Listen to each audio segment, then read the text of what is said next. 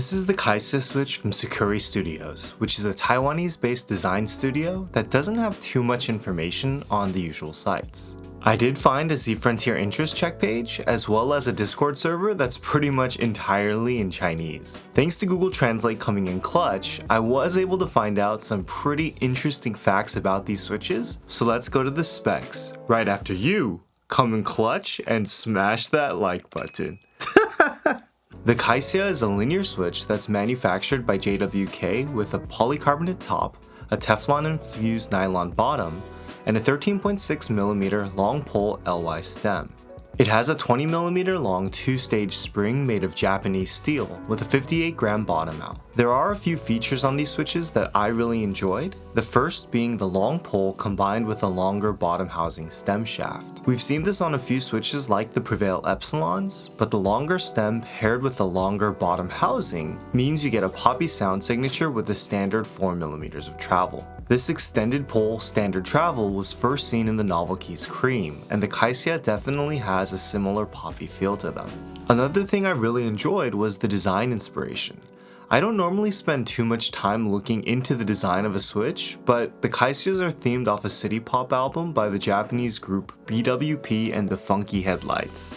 Now, before about a week ago, I had no idea what city pop was, but I've been listening to the genre and it's very chill in an upbeat Luther Vandross kind of way. Before we go any further, let's hear these switches stock.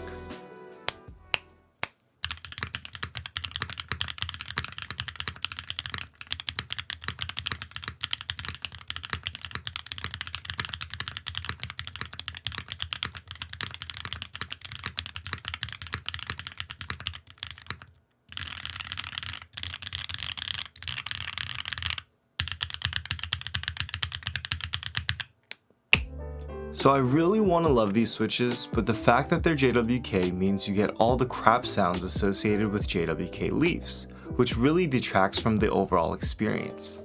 There's a lot of ticking, so let's open these switches up and see how fixable they are. Now, there are a lot of different ways to fix tick that we've covered in different videos, but I'll be releasing an in-depth guide next week on fixing common switch issues, so make sure you're subscribed. After lubing the leaf and lubing over the Light Factory lube, the ticking did get a little better.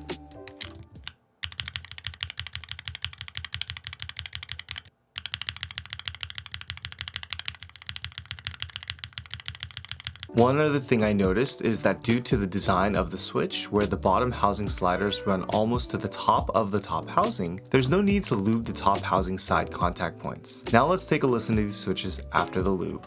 Here we go.